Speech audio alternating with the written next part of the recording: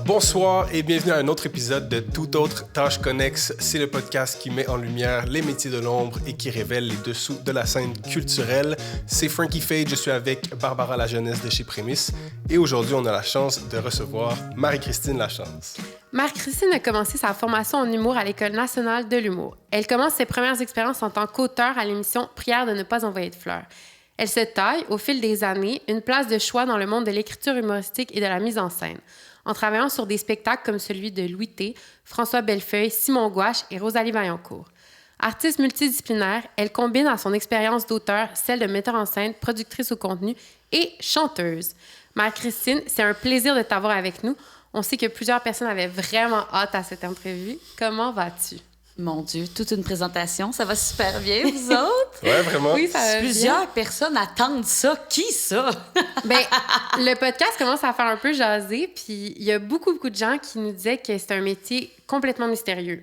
Ouais. OK. C'est Intéressant. Les dessous de l'humour puis de comment un spectacle est construit, je pense que ça intéresse beaucoup de monde. Puis c'est comme... Je pense qu'il y a quelque chose à démystifier là-dedans Ouais, aussi. Là. probablement parce qu'il y a un mythe autour des humoristes comme quoi tout leur vient comme ça tout seul, alors que finalement, on travaille de façon très chirurgicale derrière, dans le fond, l'œuvre. Ben, pas tout le monde, mais tu sais, je considère que les humoristes qui, dans le fond, qui ont réussi dans ce milieu-là, c'est ceux qui, justement, ont mis le plus de temps et de travail. Fait que c'est peut-être pour ça que ça crée un genre de... Ah, Oui, puis il y a quand même... c'est quand même une fascination, je pense, l'humour au Québec. Tu sais, il y a beaucoup de gens qui vont... On en consomme beaucoup, on en voit beaucoup. Il y a beaucoup de gens qui veulent être humoristes. C'est comme... Je pense que c'est comme notre... C'est vrai que beaucoup de gens veulent être humoristes. C'est fou, hein? Oui. Moi, ça me fascine parce que on dirait qu'il y en a de plus en plus des gens qui veulent. Ouais. Donc, c'est quelque chose... Je pense que... Ça veut dire, c'est peut-être un peu triste à dire, mais ça veut dire qu'il y a beaucoup de gens qui ont un manque d'amour, qui ont à combler. Non, mais c'est vrai, les humoristes, pourquoi ils sont sur la scène, c'est qu'ils ont besoin de recevoir du rire soir après soir, puis ça, c'est une craque là, qui est ouverte et qui n'est pas refermée, là. C'est une blessure dans l'enfance, je sais pas. Ça veut dire qu'il y a beaucoup de gens qui ont des problèmes. C'est peut-être parce que Moi, c'est plus difficile de trouver des psychologues de nos jours. Regarde, en fait, au lieu de payer un psy, tu fais de la scène, tu reçois un petit cachet. C'est ça. Ah! Tu payé pour faire de la thérapie. C'est un win-win. Pas payer cher au début, moi, te le dire, mais... Hey, j'aurais jamais cru que ça a été l'explication à l'humour au Québec. Beaucoup de gens qui ont besoin de Je te le dis, là, pour vouloir faire ce métier-là, je parle de humoriste sur scène, là, pas autour, c'est que tu as vraiment besoin d'amour. Ça, c'est sûr, c'est sûr. Puis besoin d'attention. Ouais. Puis Ouais, ça, c'est sûr. Ça veut dire qu'il y a eu un manque d'attention quelque part. Il y a quelque chose de pas comblé, que tu combles en faisant ça. Parce que tu as tout le temps besoin. Tu sais, moi, j'ai commencé en voulant ça, là. Ouais. Tu sais, j'ai commencé ma formation, ma carrière en étant sur scène, puis à un moment donné, j'étais comme, j'ai pas besoin de ça. Mais justement, je pense que pour comme un peu mettre la table pour ceux qui nous écoutent, comment tu as commencé? Tu sais, dans le fond, on a dit tu as fait l'École nationale de l'humour pour être sur la scène. Ouais. Comment ça se passe un peu? Peux-tu nous parler un peu du parcours? Bon, OK, là, je vais essayer de faire ça rapidement parce que c'est long. Dans le fond, j'étais un enfant et une adolescente qui avait besoin d'attention. Beaucoup. Et qui aimait beaucoup faire rire. C'était, tu sais... Puis j'ai mon cerveau qui va tout le temps super vite. C'était la même chose à l'époque. En classe, tu sais, j'observais... Tu sais, l'humour, c'est observer des travers, les voir puis vouloir les dire parce qu'il faut absolument que je le dise à quelqu'un. Fait que ça a toujours été là. Puis au secondaire, ben je faisais des spectacles. J'aimais ça faire rire. Fait que cette drogue-là... J'ai commencé à l'utiliser au secondaire. Puis, dans le fond, quand est venu le temps de chercher un cégep, là, c'est là que c'était compliqué pour quelqu'un comme moi. Qu'est-ce que je veux faire? Tu sais, je me souviens que la réalisation de films m'intéressait. Mais moi, c'était tous des trucs un peu romantiques, là, tu sais, être réalisatrice. Puis là, tu te fais une idée. Là, tu sais, je tripais sur Quentin Tarantino. Là, fait que là, tu sais, je vais réaliser des films fuckés. Tu sais, mais, tu sais, c'était flou un peu. Puis j'étais à Sorel. Tu sais... 2 parents profs, tu sais, bon, c'était pas tant... les arts étaient pas du tout dans... Tu sais, oui, j'avais des artistes dans ma famille, mais cachés, là, tu sais, pas des gens qui avaient une carrière. Puis donc, je suis allée au cégep en théâtre, puis j'ai eu un débuzz, mais total, là, tu sais, là, je voulais mourir. J'ai détesté tout du théâtre. Fait que, on les salue. Oui, puis dans le fond, les gens de théâtre, on disait qu'ils étaient là, c'était trop intense, puis c'était très fake, là, ça jouait beaucoup là, dans leur propre vie. Puis je pense que moi, j'étais quelqu'un de trop moqueur. Fait que ça me faisait... J'avais le goût de rire d'eux. Ça marchait pas, là. Fait que je me suis perdue raide. Je me suis retrouvée à l'Université de Montréal en communication et politique. OK. Ouais, tu sais, c'est ça. Fait que, tout ça pour vous dire qu'au cégep, j'avais rencontré une fille. Là, ça fait longtemps, là. Fait que on n'avait pas des iPhones. Elle m'avait montré un dépliant de l'école de l'humour.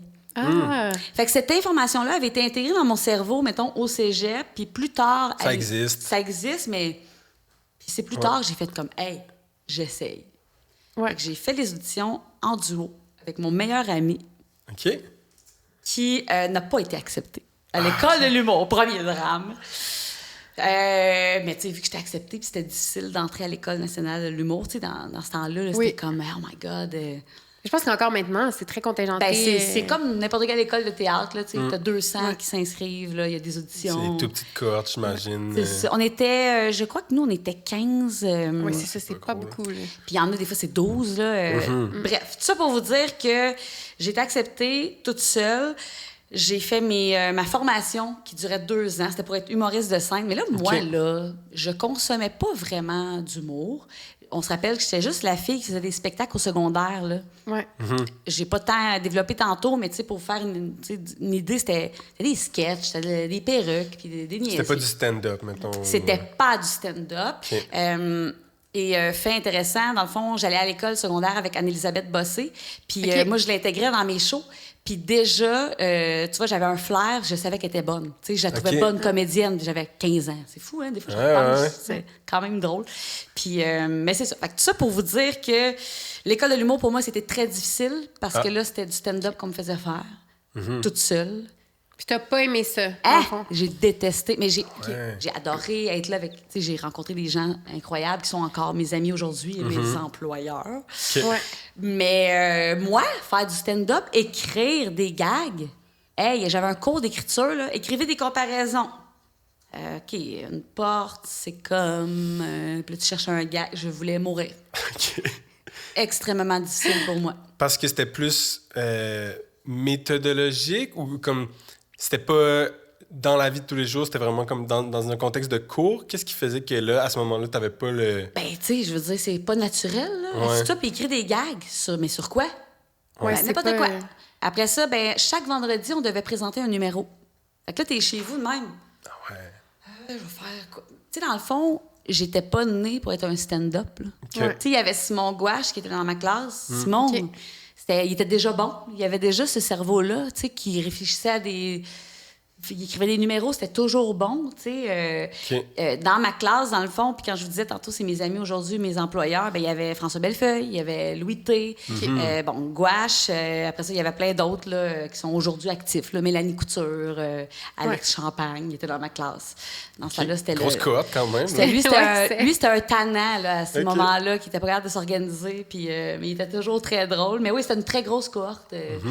Mais j'avais du fun avec eux. C'était vraiment des super belles années. Mais moi, j'étais comme, mais je suis pas une humoriste, là. Je suis pas auteur, je suis rien de ça. Fait que ça, c'était... fait que ça a commencé comme ça. Ça, c'est le début. Ça a commencé quand même rough. Ça a été un... oui, c'était rough. Mais... Comment t'as trouvé un peu ta place dans ce milieu-là? Puis, ou qu'est-ce qui t'a fait switcher? Y a-tu eu un déclic où là, t'as trouvé qu'il y avait... justement plus dans la production de contenu ou dans l'écriture ou la mise en scène pour d'autres, il y avait quelque chose qui te parlait plus? Ben, tranquillement, le déclic, c'est que, tu sais, on a fait l'école, puis nous, quand on est sortis en 2007, le milieu était vraiment différent d'aujourd'hui. Ça veut dire qu'il n'y avait pas de soirée d'humour. Il y en avait une ou deux à Montréal. C'était super difficile d'avoir un spot. Fait que tu jouais une fois ou 3 mois. C'était super tough.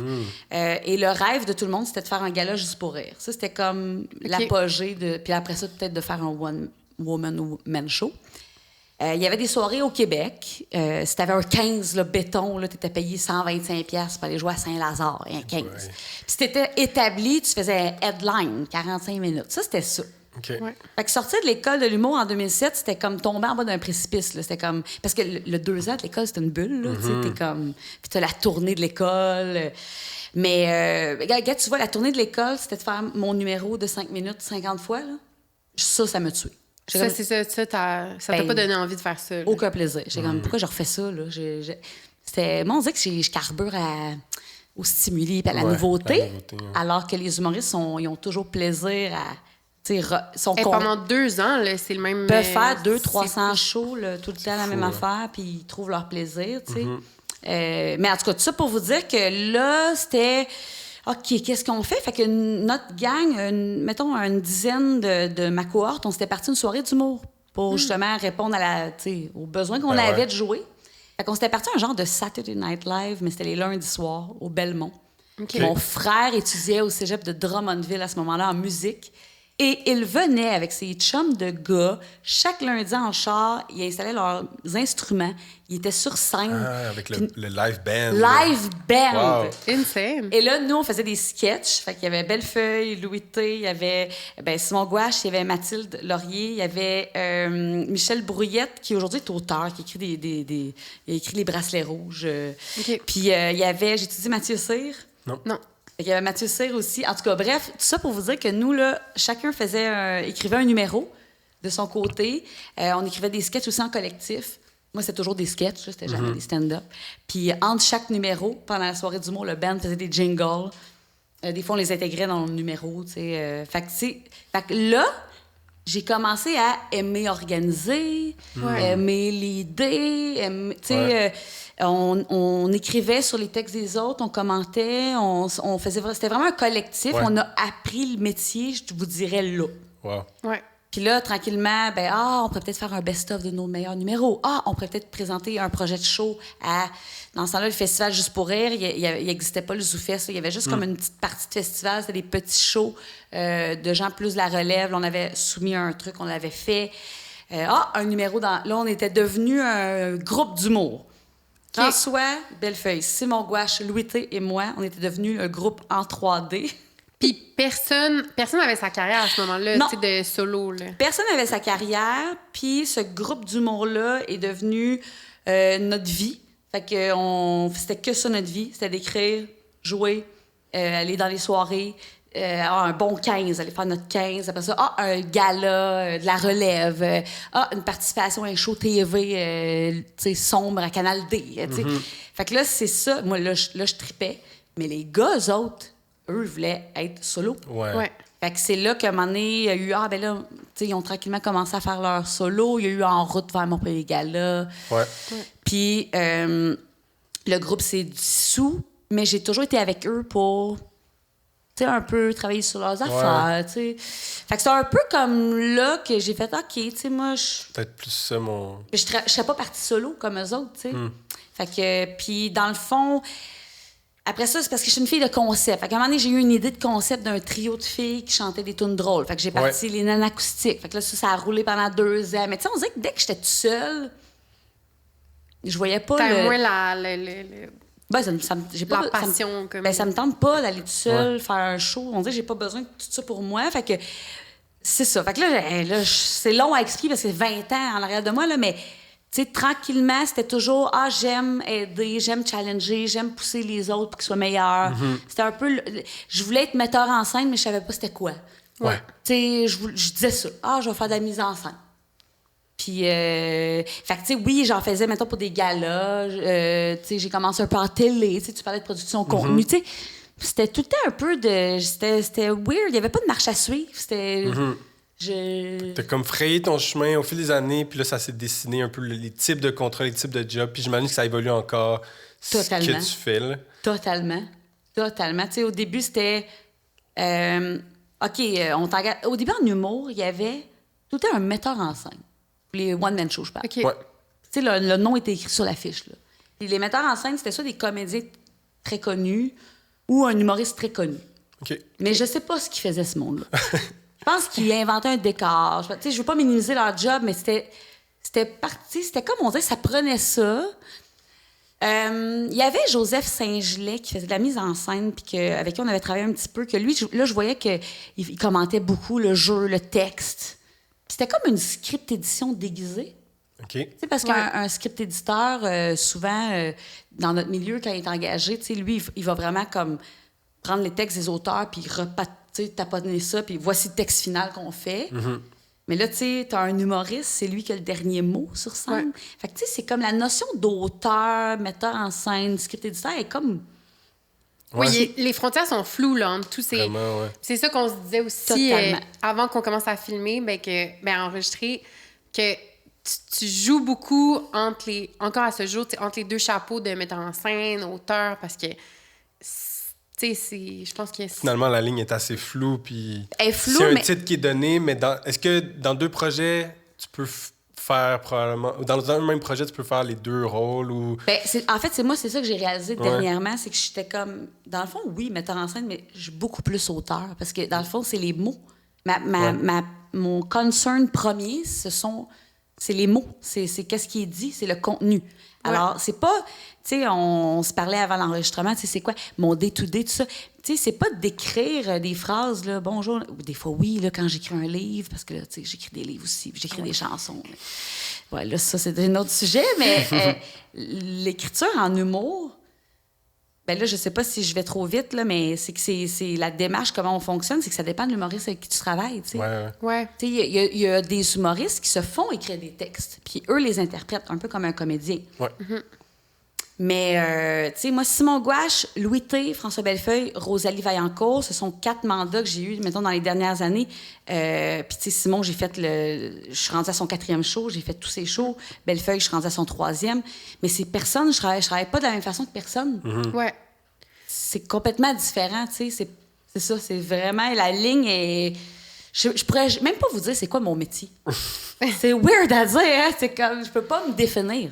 Puis, avant de tomber, c'est sûr qu'on va creuser ça tantôt. Là, on va aller plus en détail, justement, de comment tu collabores avec chaque personne puis comment leur personnalité doit influencer le processus. Mais avant, j'ai comme envie un peu de t'entendre parler sur comment t'es rentrée. Bien là, c'est sûr que t'as eu... parce que maintenant, il y a une formation là, d'écriture à l'École nationale. Il y en a toujours. Il y en avait une aussi quand j'étais là. Ouais. Mais c'était pas le chemin que tu as pris. Toi, tu as vraiment pris un chemin atypique. Tu es allé... totalement, parce que, tu sais, je vous rappelle que moi, je n'étais pas intéressée à être auteur. Ouais. J'étais intéressée à être sur stage. Sur la scène. Sur la scène, avec une perruque sur la tête, faire rire les gens. C'était ça mon... Puis, tu sais, quand tu as commencé, est-ce que tu avais comme un mentor, une mentor? Est-ce que quelqu'un... Tu sais, parce que à force de faire le podcast et de parler avec différentes personnes, on se rend compte justement que quand tu as un plan ou une idée, souvent, ça te prend comme une porte d'entrée dans le milieu ou comme un... Tu sais, t'apprends une base à l'école, mais qu'après ça, tu développes... mettons, moi, j'ai pas du tout étudié dans ce que je travaille en ce moment. Genre, c'est comme à force de, justement, avoir des mentors, des gens qui m'amènent. T'as fait un peu dans tes débuts de l'assistance à la mise en scène. Ouais. Est-ce que tu penses que c'est... Ça a été comme ta bonne porte ou même pas? Tu dirais que c'est vraiment plus comme... de travailler avec tes amis humoristes. Oui. Je te dirais que ma grande chance, ça a été d'être avec ces gens-là à l'école. Ouais. Puis oui, il y avait la formation auteur à l'école de l'humour, mais tu regarderais ces gens-là, puis c'est pas moi. Tu sais, je me considère pas auteur parce que on dirait que c'est une personnalité bien cliché là, des auteurs. Sont plus gênés, sont plus mésadaptés socialement. Ils aiment ça être seuls chez eux dans leurs affaires. Je te le dis, c'est vraiment un cliché, mais la différence entre les gens qui allaient comme humoristes puis ceux qui allaient pour auteurs, c'était vraiment particulier. Il y avait un clash là, à l'école de l'humour. T'sais. C'était clair qu'il y en avait qui faisaient de la scène puis d'autres non. Exact. Puis tu sais, dans la vie, dans mon milieu, c'est encore de même. Il y a plein d'auteurs avec qui je travaille que j'adore, mais ils ont à peu près tous le même profil. C'est ça. C'est plus réservé, c'est plus... Ils sont pas là comme moi, là. C'est très bon. Fait que... donc, mon objectif de base, c'était pas de devenir auteur en humour. C'était je savais même pas ce que je voulais faire, en fait. La vérité, là, je le savais pas. J'avais pas d'objectif clair ni de plan. Mais je savais que j'étais bien avec ma gang. Puis les collectifs, puis la collaboration, puis travailler avec ces gens-là, c'était quelque chose qui me plaisait. Mais comme je vous disais tantôt, j'avais des espèces de être réalisatrice ou être metteur en scène. C'était un peu ça là, que j'étais comme... Puis j'avais observé, bien franchement, qu'il n'y avait pas tant de bons metteurs en scène en humour. Je trouvais. Ouais. Je trouvais que c'était... Puis tu sais, là... Je veux vraiment pas avoir l'air condescendante, là. C'est vraiment pas ça. C'était purement... Non, mais je pense que ça vient aussi d'une jeunesse, d'une fougue de... J'ai l'impression que quand on est jeune, on veut beaucoup brasser les cages, brasser les conventions. Probablement, puis je suis encore comme ça aujourd'hui. Moi, je suis quelqu'un qui... Mais tu sais, c'est même pas... on dit c'est factuel. Je regardais ça aller, puis j'étais comme, on dirait Ça pourrait être meilleur. Ouais, j'étais comme... Les galas juste pour rire, j'avais commencé à faire des petites gigs d'assistante metteur en scène. Puis ça, c'était bien franchement... tu sais, toute autre tâche connexe, là, genre chercher des figurants sur Kijiji, là, à l'époque. Ça existe ça encore, Kijiji? Ouais, mais je pense pas que tu y trouves des figurants. Je vous jure que j'ai trouvé des figurants, là. Ah ouais. Genre grande fille sexy. Avant LinkedIn, genre... je te jure, là, c'était ça. Toi, tu faisais ton annonce, puis là, t'avais des gens qui t'appelaient. C'est ça, fait que l'assistance, ça t'a pas tant amené... C'était pas des tâches... Ben, en fait... Ça m'a amené parce que je me retrouvais je suis incapable de pas dire mon opinion. Ouais. Hein. Fait que je faisais ce que je pensais qu'il fallait faire. Ouais. J'assistais des metteurs en scène qui étaient comme des dudes, soit des humoristes connus, mais qui étaient zéro metteur en scène, ou des comédiens. C'était drôle, OK, les assister. Ouais. Je suis quelqu'un de très organisé, fait que cette partie-là, je la faisais bien, j'ai rempli des Excel, puis bon, c'était des très tâches connexes. Ouais. C'était pas très payant, mais j'étais au moins dans le bain, tu sais. Tu pouvais observer aussi les dessous de la scène, j'imagine. Ben, j'observais, je participais, Ouais. puis tu sais, comment je pourrais dire ça? J'étais dans les galas juste pour rire, mettons, là, puis j'étais... OK, on montait le gala, puis j'avais des trucs à dire. Puis je trouvais que des fois, c'était... Ouais.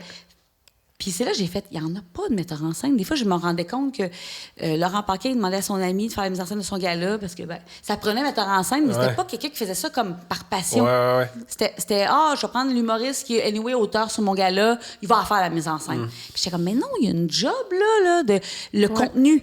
Qui chapeaute le contenu? Tu sais, oui, il y avait un script éditeur, mais en tout cas, tu sais, c'était comme... Il y a clairement un manque, Ben, selon pour toi. moi, puis j'étais comme, en fait, clairement un manque. C'est que moi, c'était comme une opportunité que je voyais pour moi, pour ma carrière. C'était plus ça. Ouais. Fait que j'ai tranquillement commencé à faire ma place là-dedans. Puis Simon Gouache, j'étais en couple avec Simon dans le temps, OK? Puis on travaillait beaucoup ensemble, c'est le numéro. Ouais, on était longtemps ensemble. Quand on est sorti de l'école, en fait, on a commencé à sortir ensemble. Okay. Puis Simon, il m'avait toujours dit, je veux que tu travailles sur mes shows. Puis avec Simon, c'était beaucoup ça, c'était de la discussion. Tu sais, on en parlera plus tard comment il faisait pour écrire, là, mais tu sais, quand on parle de mentor, tu sais, c'était pas un mentor, mais comme un collègue, là, avec qui je m'élevais. Là, dans c'est ça. Je faisais aussi des appels. Tu vois, j'avais le goût de travailler en TV, puis un de mes profs d'école de l'humour produisait au contenu une émission qui s'appelle Prière de pas en 20 fleurs, qui était un show à Radio-Canada. Puis je l'avais juste appelé, hey, j'aimerais ça faire un stage. Puis il était comme, ben garde, peut-être. Puis à un moment donné, il m'avait juste appelé en disant, hey, j'arrive pas, j'ai besoin d'aide, je t'engagerai comme assistant. Nice. Fait que là, j'étais assistante au producteur au contenu, c'est-à-dire que toute autre tâche connexe. Autant que je faisais juste comme l'aider dans ses tâches, qu'à un moment donné, tranquillement, c'est devenu « Hey, Marie, on ferait une toune. Toi, tu fais des tounes, tu peux peut-être l'écrire. Ah, OK. Ah, première gig, écrire une toune. Écrire un sketch. Ah, tu sais, tranquillement, au fil des années, là, je faisais pas juste l'assister, j'avais aussi d'autres tâches, comme, c'est ça, écrire un numéro par-ci, par-là. Fait que lui, tu vois, sans être un mentor, en fait, c'est comme si j'observais des gens, puis je me disais, hey, lui, je vais lancer une perche, ou elle, je vais lancer une perche, puis essayer de voir si... Mais c'est beau aussi parce que, tu sais, vu que tu n'as pas eu de mentor, j'ai l'impression que tu n'as pas eu nécessairement de canevas à suivre, ce qui t'a permis d'être super créative, tu sais, dans ta... Ben j'ai eu des gens m'ont offert des opportunités. Oui, c'est ça. C'est weird. C'est comme si quand je demandais, hey, tu vois, Martin Petit, à l'époque, préparait son prochain one-man... Son prochain, ça se dit pas dans le futur, dans le passé, mais le one-man show qu'il allait sortir. Ouais. Puis j'y avais dit, j'aimerais ça, faire un stage pour voir comment ton metteur en scène travaille. Puis à un moment donné, il m'avait dit, hey, tu sais quoi, je vais faire la mise en scène, viens m'assister. Fait que je le suivais Ah oui, c'est ça. J'ai un peu appris le métier là en le suivant en rodage. Puis il me demandait toujours mon regard extérieur, je lui donnais. Puis fait que c'était un peu là, tu sais, c'est comme fait que sans être c'est ça, c'était pas un mentor qui faisait mon travail que j'ai suivi. Non, c'est ça. C'était j'ai travaillé avec plein de gens qui t'ont donné des opportunités différentes, puis qui me disaient hey, toi t'as l'air d'être bonne là-dedans, viens faire ça. C'était vraiment ça. Mais c'est tout aussi valide, tu sais, puis je pense que justement, tu sais, ce qu'on découvre, c'est qu'en culture, il n'y a pas un chemin à prendre, tu sais, il n'y a pas une façon de faire. Fait que, tu sais, ton parcours est tout aussi valide puis inspirant, je pense, pour Tu sais, je suis sûre qu'il y a des gens qui vont se reconnaître là-dedans, là. Tu sais, qui vont être comme, hey, moi, j'ai pas nécessairement une personne à qui je peux aller cogner à la porte et être comme, hey, je peux-tu faire ta job avec toi? Fait que... Non, c'est ça. Puis c'est drôle, j'ai souvent la question des gens qui débutent. Tu sais, j'ai fait une conférence à un moment donné à l'École de l'humour. J'ai enseigné une session à l'École nationale de l'humour aussi. Okay. Des fois, il y en a qui s'intéressent à ce que je fais puis ils me disent comme, mais là, tu sais, comment t'as fait? Tu sais, c'est quoi la marche à suivre? Puis je suis comme, mais il y en a pas. Tu sais, à l'époque, j'ai contacté des gens que j'étais intéressée d'observer puis je me suis retrouvée à travailler avec eux. Puis à finalement avoir des tâches, tu sais. C'était vraiment ça. Ouais. Mais je trouve ça bon aussi, ton groupe d'amis avec qui vous avez fait quelque chose. Oh my God, oui. Parce que, tu sais, moi, ça a été beaucoup ça, mon parcours. Tu sais, on dirait que ça me fait réfléchir sur mon parcours à moi, tu sais, de comme... je faisais de l'impro à l'époque, puis on n'avait pas de... Il n'y avait pas de ligue dans Côte-des-Neiges qui nous tentait. Tu sais, j'ai ramassé 4 amis, on s'est mis ensemble, on a fait une ligue d'impro, puis là, comme ça, tu sais, j'ai trippé pendant plusieurs années. Même chose pour la mise en scène, tu sais, quand j'ai commencé à faire plus de... Moi, c'est ça qu'on se disait tantôt, que c'est plus en musique, mais tu sais, c'est parti de mes amis, là, qui étaient musiciens, puis qui faisaient de la très, très, très bonne musique, mais qui avaient de la misère à, justement... qui avaient un désir d'avoir des expériences augmentées, mais sans savoir vraiment... Par où prendre ça. Puis, tu sais, moi, j'étais comme, hey, ben, tu sais, j'ai fait du théâtre, j'ai fait de l'impro, j'adore mélanger, comme, les arts, fait que je vais give it a try. On va essayer quelque chose, puis, tu sais, c'est parti de là, puis de fil en aiguille, tu finis, tu sais, ton nom se passe, puis tout ça, mais... Absolument. Ben, c'est des collaborations qui amènent, tu sais, c'est ça, qui mènent à quelque chose, qui mènent à quelque part, que tu te doutais même pas de tout ça, puis c'est vraiment ça. C'est la même affaire. Puis de travailler avec des amis, c'est vraiment... tu sais, je pense que ça te permet aussi de... En tout cas, je sais pas si t'aimes encore ça, mais tu sais, moi, je trouve qu'il y a quelque chose de vraiment beau là-dedans. Absolument. Je ne travaille presque avec des amis, dans le fond. Tu sais, c'est ça. Tu sais, oui, c'est pas vrai. Souvent, j'ai des contrats plus... mettons, télévisé, c'est pas nécessairement des amis, mais ça devient, on en développe des nouvelles amitiés aussi. Des coups de cœur professionnels. Là, j'en ai un nouveau là, depuis 2 ans, là, que c'est un script éditeur, on se connaissait zéro, puis crime, ça a connecté. Notre cerveau fonctionne pareil, on écrit pareil. Ben pas pareil, mais on dirait qu'on se complète. Oui, ça fonctionne bien. Absolument, oui, tout à fait. Mais là, je me souviens même pas c'était quoi la question. Ah oui, mentor. Fait que la réponse, c'est qu'il n'y avait pas un mentor, mais c'est des... Mais tu vois, par contre, il y a de l'action. Il y avait beaucoup de l'action de ma part. Tu sais, beaucoup d'action de ma part, c'est-à-dire... Oui, ben c'est ça que j'ai relevé, que tu t'es jamais retenu d'aller appeler quelqu'un, d'aller dire que tu faisais ça. Tu avais envie de le faire, même si tu l'avais peut-être jamais fait. Ben, mon approche, c'était toujours, je peux-tu être stagiaire? Ouais. Je peux-tu observer? Puis ça finissait que, ben, j'en ai besoin, viens. Tu sais, puis il me donnait, ces gens-là, des tâches finalement que j'avais même pas osé demander au départ, tu sais. Non, c'est bien. Faut pas avoir peur de se mettre out there. J'ai pas sinon, je sais pas, dans ce milieu-là, si tu fais pas ça, je sais pas ce qui se passe, là. C'est difficile. C'est difficile. Puis, OK, là, tantôt, on en a un peu parlé, mais là, mettons qu'on prend une journée typique, mais il n'y a pas de journée typique, je suis sûre, mais comme une journée dans ton métier. Puis peut-être, je pense que ce qui pourrait comme vraiment toucher l'imaginaire, ça serait peut-être une journée, classique, mais peut-être une journée aussi comme en show, où, tu sais, quand tu t'approches de la première ou de... Ben, un peu le contraste des deux. Ça dépend là, du type, mettons, de travail. En fait, c'est que moi, j'ai toujours plein de contrats en même temps. Tu vois, mettons, l'année passée, j'avais un contrat de script édition pour un show jeunesse à Télé-Québec. Fait que là, ça, c'était vraiment purement classique là, sur mon ordinateur. Ouais. Tu sais, je lis un texte, puis je corrige selon, j'améliore selon ce que je pense qui va améliorer l'affaire. Bon, ça, c'est... Fait que, tu sais, des fois, dans une journée typique, je peux avoir un peu de ça. Plus un brainstorm avec un humoriste pour son one-woman show. Ouais. Plus aller voir un spectacle de rodage, puis là, prendre des notes tout le long. Parce que, tu sais, c'est un peu ça. Le travail que je fais le plus, c'est ça. Okay. C'est d'écouter des spectacles, puis de relever. J'aime beaucoup trouver des problèmes. C'est ce que j'aime le plus. Je pense même que j'aime plus ça que trouver des gags. J'adore écouter un show puis faire comme... OK, non, là, c'est pas clair, ou non, il manque de précision, ou les gens, ils suivent pas, là, ou c'est tellement intéressant, comment ça que t'en parles juste une seconde, faut développer ça. Tu sais, tout trouver ce genre de problème-là. Ouais. Puis, ça dépend des humoristes avec qui je travaille, mais il y a quand même une constance. Parce que la plupart des humoristes avec qui je travaille, dans le fond, en fait, tous ceux avec qui je travaille écrivent leurs choses eux-mêmes. Okay? Fait qu'ils ont une base d'écrite. Ça peut être 1 heure, ça peut être une demi-heure, puis là, on commence avec ça. Okay. Puis j'ai besoin de l'entendre plein de fois. On dirait que mon cerveau doit aller voir le spectacle plusieurs fois en rodage. Fait qu'au début, c'est des petits rodages. Fait qu'eux, ils commencent déjà leur rodage avec juste ce qu'eux, ils ont fait. Oui. OK. Fait que Simon Gouache, lui, fait ce qu'on appelle des lectures. Fait que lui, c'est genre des... Simon, il a un cerveau particulier. Là. Il n'y a pas un texte écrit. C'est vraiment comme des points. Même qu'au départ, là, il y a des années de ça, il n'y avait même pas rien sur lui. Là. C'était son cerveau. Puis là, lui, il parle. Okay. Je vous dirais qu'aujourd'hui, son 4e one-man show, sa lecture, là, ses lectures, là, c'était déjà très drôle. On s'entend, son cerveau, il est plus rapide l'expérience qu'il y a 15 ans. Compris les affaires.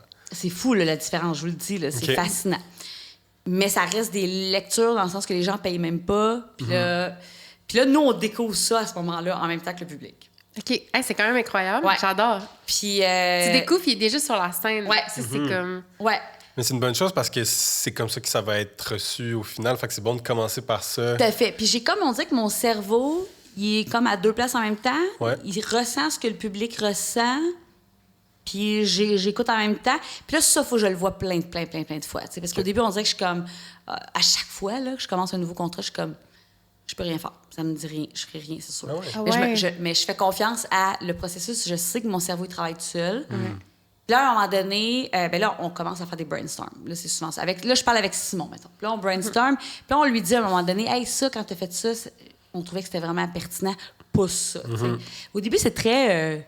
at large, puis à un moment donné, ça devient... là, on a 1 heure de stock. Là, on a 1 heure et quart de stock. Le pacing. Là, l'écriture humoristique, là, une des affaires les plus importantes, c'est le pacing. L'ordre des numéros, c'est... Là, je sais pas comment expliquer comment on fait, mais c'est comme on dit que notre cerveau, à un moment donné, il dit « Ah! Il me semble que ce numéro-là, si tu le faisais là, ça fitterait plus dans ce sujet-là, puis il serait plus drôle. » Puis là, mais là, je pense qu'il y a un peu d'intuition, mais c'est correct aussi, tu sais. C'est de la script édition, en fait. C'est le métier de script éditeur, là, dans la vie, ça serait ça. Ça serait prendre un texte, puis faire « Hey, ça, je mettrais ça là, c'est un casse-tête. » Puis on va amener les gens tranquillement à là. L'autre chose aussi qu'on aime beaucoup, nous, c'est comme un peu une tendance qu'on a peut-être dans ma gang, là, parce que c'est pas générationnel, mais c'est nous, on aime bien que les liens soient smooth. Ouais. Fait que sans que vous en qu'il soyez n'y ait pas de cassure claire. On ne rend pas compte, on est rendu qu'on parle d'autres choses complètement. J'adore ces spectacles-là. Mais on a amené tranquillement, tu sais. Fait que... Puis on sent qu'il y a eu un fil conducteur, mais pas tant non plus. Tu sais, c'est pas voulu trop. Tu sais, c'est juste... Fait que tout ça, ce travail-là, c'est beaucoup là, dans nos brainstorms, dans nos meetings. Puis à force de voir le show avancer, là, c'est là que le cerveau... Puis tu sais, avec Simon, souvent sur les shows, dans le fond, je suis pas toute seule. Simon Gouache, je travaille aussi avec Pascal Mailloux. Puis les deux, on se complète beaucoup là-dedans. Puis des fois, on s'ostine. Des fois, on s'ostine fort sur des affaires... des fois, dans les micro-détails ou... Toujours. Tu sais, quelqu'un dirait, vous êtes fou, là. Personne ne va s'en rendre compte. Mais moi, je suis convaincue que c'est ce qui fait la différence. Là. L'excellence vient de ça, je pense. T'sais. Puis Simon accepte d'être challengé. Il aime ça. Il n'est pas déstabilisé. C'est important aussi, là. Ben, j'observe ça. C'est qu'il y a des humoristes, je pense, qui stagnent. C'est ceux qui se font pas challenger, qui veulent pas être challengés. Il n'y a pas de regard extérieur qui leur dit « Hey... » C'est quand même difficile. Je pense que ça prend une bonne humilité. C'est de la confiance en soi. C'est ça. Mais je pense qu'à un moment donné, quand tu veux réussir dans ce métier-là, il faut que tu mettes de côté là, tes problèmes d'estime et ton ego. Là, parce que là, on travaille le texte, pas ta personne. On travaille les gags. Là. On travaille ton... Fait que c'est ça. Fait que, dans une journée typique de ma vie, Ça peut être, c'est ça, un matin, j'arrive, ça peut être un meeting le matin, après ça, je peux avoir un autre meeting l'après-midi, puis après ça, c'est ça, là, je m'en retourne chez nous, fais le souper aux enfants, puis je reprends mon char, puis je m'en vais au bordel, ou je m'en vais à Baie-du-Fèvre dans une salle de théâtre. Des fois, j'écoute en ligne aussi, quand ils sont très loin, tu sais, on peut regarder en ligne, on se fait des groupes Facebook là, privés, puis on se fait des lives, puis j'écoute live, puis j'écris à l'autre auteur, puis on se parle en même temps, tu sais. Fait que c'est ça, puis tu sais, il y a aussi des fois des gigs de productrice au contenu à travers tout ça, ou de mise en scène, ou de... Fait que mes journées, c'est une succession de meetings ou de shows. Puis est-ce que des fois, tu pas manques d'inspiration, mais tu sais, des fois... Parce que là, c'est comme... Mettons, tu nous dis justement, genre, là, je passe d'un meeting, après ça, je vais à un show, après ceci, là. Mais comme... Ton jus de cerveau, il se fait aller, là. Tu sais, tout le monde te demande de quoi back à back, là. La vérité, c'est que ma famille paye. Quand je reviens chez nous, ça me tente plus de parler. Et ça, c'est... Là, j'ai réalisé ça dernièrement. C'est comme si je me donne... comme genre une folle, tu sais, je suis hyper active, fait que mon cerveau va vite. Mais quand j'entre chez nous, là, je me permets de faire comme... Puis mon chum me parle, puis je réponds même pas. Puis il est comme « Hey! » Puis fait que là, c'est ça. Fait que c'est sûr que, oui, à un moment donné, je peux être brûlée. Mais je le garde, on dirait, pour... Je peux me pousser très loin. Au professionnel. Fait que là, ton défi, mettons, 2025, c'est de reconnecter justement avec ta...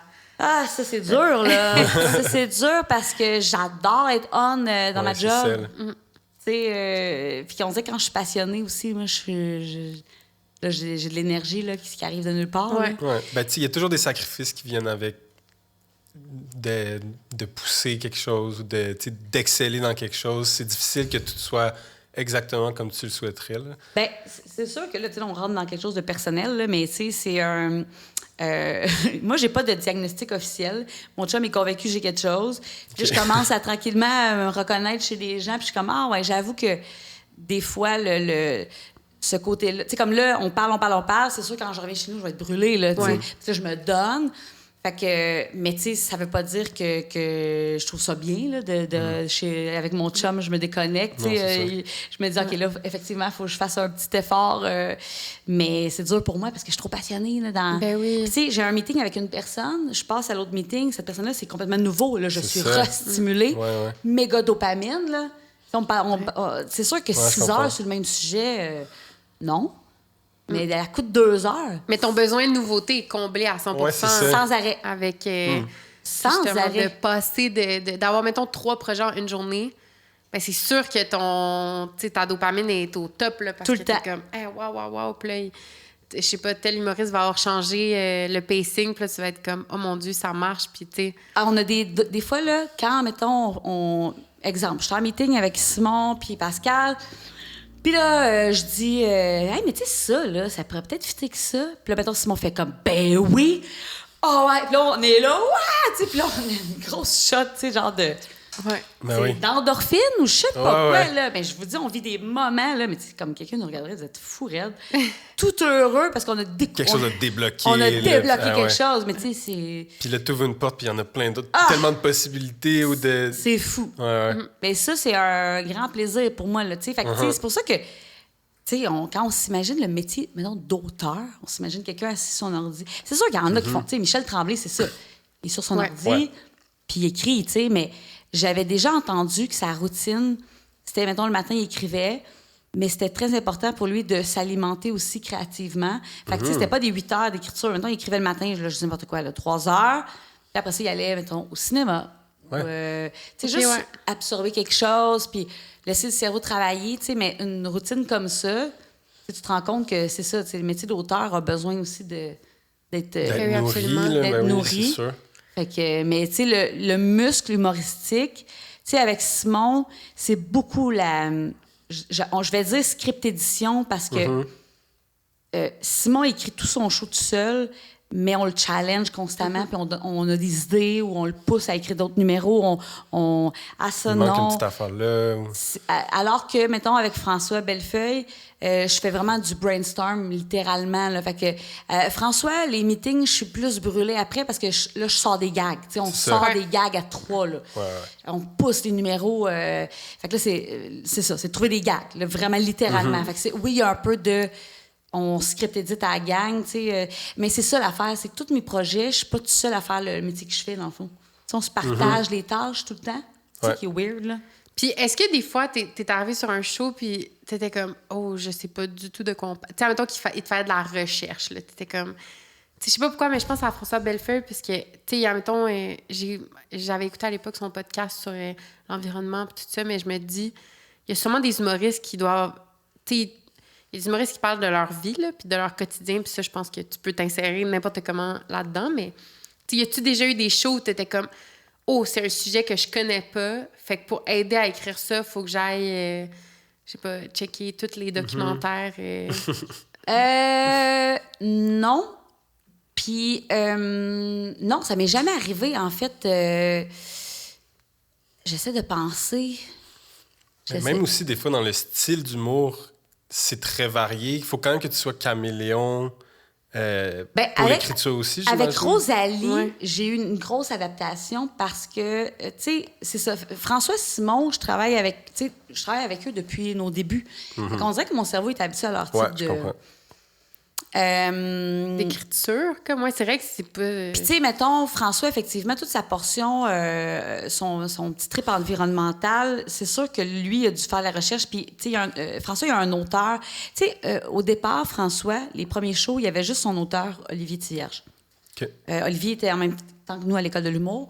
Puis Olivier écrit sa série avec lui. Tu sais, c'est vraiment son auteur. Lui, il était dans les auteurs plus réservés. C'était l'auteur de François. Okay. Puis moi, j'étais pas... tu sais, c'était tranquillement. Tu sais, le premier show de François, je faisais la mise en scène avec Martin Petit. Tu sais, c'était tranquillos. C'est le premier show de François que, dans le fond, pour lequel je suis considérée une des auteurs. Tu sais, le texte majoritairement est écrit par François.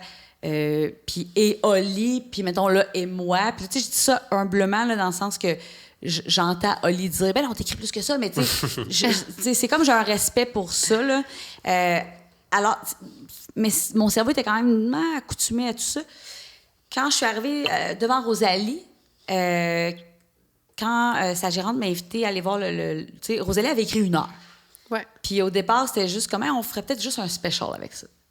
Vraiment comme les Américains. On enregistre, on met ça sur Netflix. Puis là, finalement, il a été décidé de faire une tournée avec ça. Au début, là, j'étais comme, oh my God, OK, là, tu sais, il faut que je comprenne bien là, qu'est-ce qui est drôle dans tout ça. Là, tu sais, il y a vraiment eu un... Pourquoi c'est drôle, puis...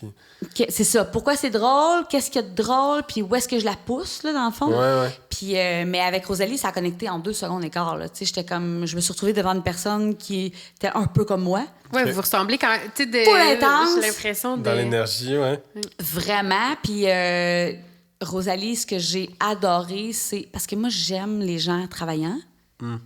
Je demande beaucoup. Je m'attends à ce que les gens donnent beaucoup. C'est ça. Puis Rosalie, tu sais, un matin, c'est ça, on avait un petit tournage parce qu'elle a fait sa captation pour son show là, qui va être diffusé à la télé. Puis on faisait comme des mini-entrevues, tu sais. Puis, tu sais, je me remémorais avec elle nos meetings où je disais, hey, Rosalie, ce serait cool que tu écrives plus là-dessus. C'est tellement drôle. Puis, elle arrivait genre 40 pages de texte. C'était comme trop intense, tu sais. Puis là, c'était comme, attends, là, tu sais, oui, c'est 40 pages, mais là, il faut. OK, qu'est-ce qui est bon là-dedans, là, tu sais? Puis là, je l'écoutais, elle me lisait, là, le texte, tu sais. Puis là, j'étais comme, ça c'est bon, ça, c'est drôle. Ben, je pense, tu sais, tout le temps. Tu sais, là, c'est toujours... selon toi. Selon moi, là, j'ai pas la prétention de tout savoir, mais mon feeling me dit que ça, c'est... Puis là, ben, c'était ça.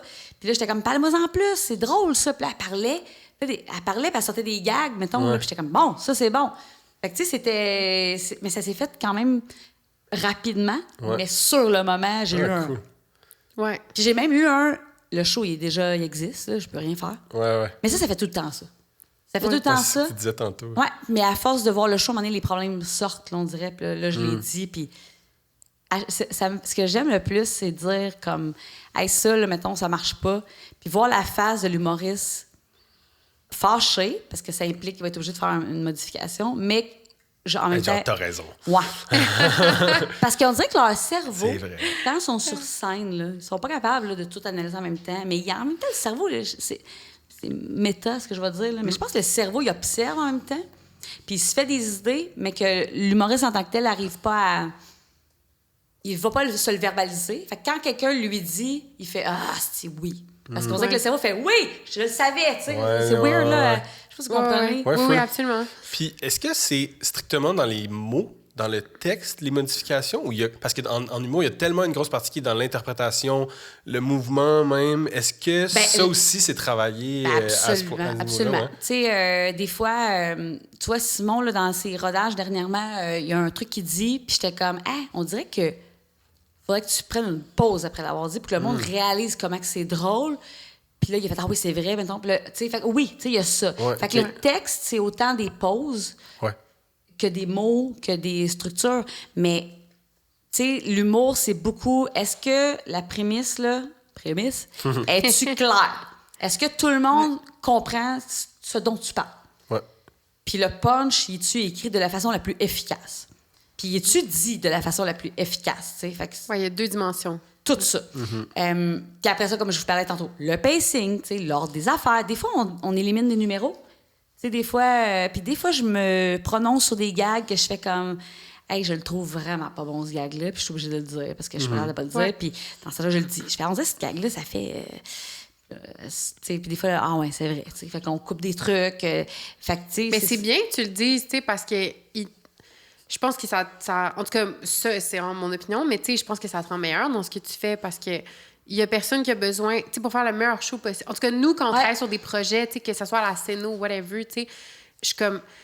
des fois aussi, c'est ça, là, on est dans la salle, mais on fait juste la DA ou la Céno là, pour ce show-là. Puis là, ils sont comme « Ah, vous en pensez quoi? » Mais tu veux le dire. On travaille toutes là, pour le bien commun, là, pour le show.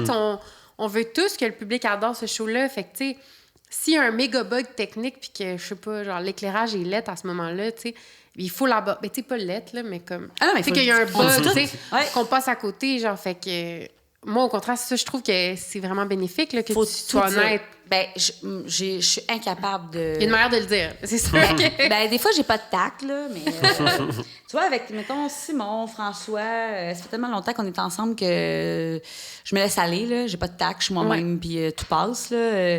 Puis eux aussi, tu sais, on se parle assez franchement. Rosalie, j'ai même pas eu à faire attention. OK. Elle déteste se faire bullshiter. Vraiment. Elle est comme moi. Puis, de toute façon, elle me regarde, elle lit ma face. Tu sais, fait que ça... Pour vrai. Puis, elle est très, très, très, très sévère. Elle est très exigeante, Rosalie, avec elle-même et avec les autres avec qui elle travaille. Puis ça, j'adore ça. Là. C'est dans mes valeurs les plus profondes, là, tu sais. Cette exigence-là. Puis, tu sais, mettons, Louis T., quand il m'a demandé de travailler sur son show, là, c'était particulier parce que Louis, Louis, je le connais de l'école. Puis Louis, vous savez, tu sais, il a un diagnostic d'autisme. Il a toujours été particulier, Louis. Il a toujours travaillé tout seul. Puis il voulait jamais personne pour le challenger. Puis j'ai même pas peur de le dire ici parce que je lui ai souvent dit, puis il le sait. Puis souvent, je pense que c'est comme par paresse. Il veut pas changer les affaires, mettons. C'est comme un... paresse, pas paresseux parce qu'il travaille beaucoup, mais je veux dire, une paresse de... Je suis sûre que des fois, il sait là, qu'il faudrait qu'il modifie telle affaire, mais ça marche pareil. Mais moi, je peux pas travailler comme ça. Fait que quand il m'a demandé de travailler sur son show qui est sorti dernièrement, là, au début, il m'abordait juste comme, viens faire, c'est un regard extérieur, puis tu vas vraiment être comme juste metteur en scène. Puis j'étais comme, mais je suis incapable de juste faire ça. Faut que je me prononce sur le texte, faut que je me prononce sur le pacing, faut que je me prononce sur... tu sais, je trouvais des fois qu'il tournait les coins ronds, puis j'étais comme, je le disais, puis Louis, c'était comme, tu sais. Je suis pas capable de pas le dire, tu sais. Puis en plus, c'est mon ami, tu sais. Fait que j'étais comme... Je ferais pas semblant, là, tu sais. De toute façon, tu m'engages pour ça, puis... Ben oui, c'est ça. Puis, tu sais, finalement, tu sais, je pense que ça l'a peut-être un peu challengé, cette façon de faire-là, mais il était prêt, il a demandé des regards extérieurs. Tu sais, il y a Vincent Bolduc aussi, qui était vraiment script éditeur sur son show. Puis, tu sais, moi, j'étais comme pas supposée faire ça, mais je l'ai faite, là. Oui, je prononçais... Comme tu disais tantôt, tu sais, c'est quand même un métier flou, là. Fait que ça reste que, tu sais, qu'est-ce qui est de la mise en scène, qu'est-ce qui est de l'écriture, qu'est-ce qui est... Tu sais, à un moment donné, on travaille tous justement pour ce show-là. On veut que ce soit le meilleur possible. C'est ça. L'idée, c'était que le show soit le meilleur possible. Fait que là, s'il y a de quoi qui me gosse dans le pacing, je suis incapable de pas le dire. Mais tu sais, techniquement, en même temps, moi, c'est drôle parce que de mon point de vue, le pacing, dans ma tête, c'est sûr, c'est de la mise en scène. Mais je comprends que c'est de la script édition, mais comme... C'est tellement bizarre parce que metteur en scène en humour, je pense que le problème, c'est que ce métier-là, il n'existe pas réellement. Non, c'est ça. Ouais. Il y a comme pas de balise, genre. Il y a, tu sais, tu me demandes d'expliquer ma job, puis je sais même pas par où commencer. Mais là, ça se passe bien, hein, rassure-toi. Ben, tu sais, c'est ça, j'essaie le plus possible de décortiquer, mais, tu sais, comme je vous disais, il y a des metteurs en scène qui sont engagés vraiment juste pour dire, tu marches là, tu vas là, Ouais. ils travaillent plus juste le jeu. Ouais. En fait, un metteur en scène de théâtre, il prend le texte puis il modifie pas le texte. Tu sais, il va, tu sais, des fois un peu, mais je veux dire, il va surtout dire comment on l'interprète. Ça va être sa vision de metteur en scèine. Puis tu sais, un metteur en scène en théâtre va avoir une grande importance. C'est sa vision de la pièce. Tu sais, comme un réalisateur de film va signer. Tu sais, Absolument, ça va être écrit un film ouais. pas écrit les scénaristes. Pourtant, c'est le texte, la base du film, mais c'est un film de réalisateur. En humour, là, c'est pas ça. C'est un spectacle de Simon Gouache. Puis là, ben autour, c'est des gens qui font des métiers weird, là. Tu sais, c'est ça, là. Fait que, bref, pour revenir à la question de base qui était, c'est quoi une journée typique d'une auteur en humour? Ben, Non, mais t'en as coché plein, c'est parfait. c'est ça. C'est surtout c'est des brainstorms, puis assister au spectacle. Puis il y a des gens qui n'assistent pas tant que ça au spectacle, mais moi et certains de mes collègues, comme Olivier, comme Pascal Mailloux, on assiste à la majeure partie des spectacles. Ouais. Vraiment. Si c'est trois... Tu sais, mettons, le rodage, des fois, c'est 3 fois semaine, mais on va y aller peut-être une fois en vrai, 2 fois en ligne, des fois, ça va être 3 fois en vrai. On fait des résidences aussi. Ouais. Des fois, on part... l'artiste a 4 shows à Magog. Mettons, l'été, ben là, la production nous loue un chalet. Puis là, ben ça, c'est le fun. C'est merveilleux. Le spectacle est le soir. Le lendemain... Après le spectacle, on débrief. Le lendemain matin, on fait un gros brainstorm. On laisse reposer. On en refait un autre l'après-midi. Il y a le show le soir. On observe, on prend des notes, on débrief. Tu sais, ça, là, Ça va vite, là. ça nous aide beaucoup. Ah, c'est clair. Ouais. C'est quoi tes outils quand tu travailles là-dessus? T'sais, est-ce que tu es sur ton ordi? Tu es avec un papier-crayon? Est-ce que tu es dans un Excel? Ouais, c'est ça. Moi, en fait, en show, j'ai mon iPhone puis je note OK. Ouais. sur, tu sais, comme note, là. Puis je m'écris des mots ou des phrases. Tu sais, souvent, parce que je suis pas... on dirait que... Pascal, mon collègue, lui, à chaque show, il écrit le pacing. Je sais pas pourquoi il fait ça. C'est que je trouve ça weird. Il écrit soir après soir le pacing de Simon Gouache. Mais ça fait que des fois, en meeting, il fait « Hey, t'as pas fait ça? » Ah, ben oui. Il y a tous ces... Mais quand vous aviez fait là, le musée, avant la première de Simon, il y avait des feuilles. C'est vrai qu'il y avait des feuilles. Du cahier de Pascal. Oui, Ah, c'est vrai. Ça, c'était tellement intéressant, justement, les notes de. Et je sais que le public, ça avait vraiment marqué vraiment beaucoup. Des pattes de mouche de Mailloux, est-ce qu'on comprend? Il y avait des trucs un peu drôles, là, comme le tabouret. Là, je pense que ça, c'était plus un gag, là, qu'on mettait le tabouret. Mais le behind the scene, la tournée, les notes. Ouais, ça, c'était. Fait que moi, dans le fond, le soir, pendant le spectacle, c'est sur mon téléphone. Puis, tu sais, des fois, c'est un mot-clé. Puis, moi, souvent, après ça, je décide ce que je dis. Fait que, tu sais, des fois, il y a des trucs que j'attends. Puis, quand, mettons, j'ai noté 4-5 fois, comme, mettons, tel gag me gosse, tu sais, ou ça, vraiment, ça marche pas, ou là, je vais finir par le dire. Quand je travaille avec Rosalie, mettons, en meeting, ces textes, on est chacune sur notre laptop. On a un Google, tu sais, Drive, Docs. Puis là, on est vraiment... François Bellefeuille aussi, c'est ça. En temps réel. C'est un texte en temps réel avec des codes de couleurs. Puis on tape. Là. OK. Vraiment, là, on vient de passer un gag, on le tape, tu sais. Fait que le texte, il est tout le temps mis à jour, comme ça. Alors que, ben, tu vois, Louis T., lui, c'était des... ça me gossait tellement. Lui, il n'y avait pas de texte, comme Simon, mais c'était juste des pacings. Puis, en fait, moi, ça me gossait pas de pas avoir de texte parce que j'étais habituée avec Simon. Mais c'était tout le temps comme le pacing qu'on recevait. Il faisait juste changer tout le pacing. Puis j'étais comme, mais c'est pas juste ça. Puis Vincent Bolduc, lui, était comme, je veux un verbatim. Ah ouais. Puis lui, était comme, oublie ça, j'écrirai jamais mon show. Fait qu'il y a quelqu'un qui était engagé pour taper. Pour le taper. À un moment donné, un show qu'on considérait qu'on va partir de cette base-là. Puis c'est parce que ce qui gossait de Louis, c'est que des fois, il disait un wording. Là, je parle, je suis désolée des anglicismes, mais une façon de dire son gag, ça, c'était la meilleure façon. OK? Il était plus capable d'article. Ben, il oubliait. Là, le show en show, il disait de l'autre façon. Tu sais, bah, Le gag, puis là, j'étais comme, non, tu comprends pas, Louis, ça, là. C'était cette façon-là, c'est la meilleure. Puis là, Vincent, avec Bolduc, il était fou. Là, il le mettait dans on avait le verbatim dans Google Doc. Là, Vincent, bonne version. Puis là, il notait. Puis là, à un moment donné, j'étais comme, là, Louis, on demande. Mais lui, là, je pense que Louis, dans son diagnostic, là, c'était trop pour lui. Là. Il haït ça. Il haït ça. Mais nous, on lui a fait comprendre, oui, mais tu comprends-tu? À quel point c'est important. À quel point c'est important. Tu l'as bien eu. Là. Que ta prémisse et ton gag soient dit de même pour que ça marche le plus possible, tu sais. Ouais. Parce que Simon Gouache, il n'y a pas de texte, mais Simon, une fois qu'il l'a trouvé, il va toujours le faire de la même façon. OK. Il le mémorise par lui-même. Là, c'est ça. Fait qu'on dirait que ça me dérangeait pas. Simon, j'ai jamais eu de texte, ça me dérange jamais parce que je finis par le savoir par cœur. Puis fait que quand je dis, mettons, hey, tel gag, on dirait qu'il est mal wordé, il manque de quoi, c'est pas assez précis ou c'est juste pas assez drôle. Des fois, c'est juste ça, là. Hey, c'est pas assez drôle, ça, faut qu'on se trouve de quoi de meilleur, là.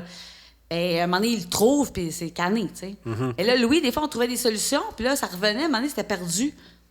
Fait que là, pour les auteurs qui travaillent sur le show, c'est un cauchemar, là. Parce que c'est comme comment on fait pour garder le fil, là. Ouais. Tu sais, tu peux pas tout te rappeler des... Fait que là, c'est là que Vincent a dit, là, verbatim. Il est super...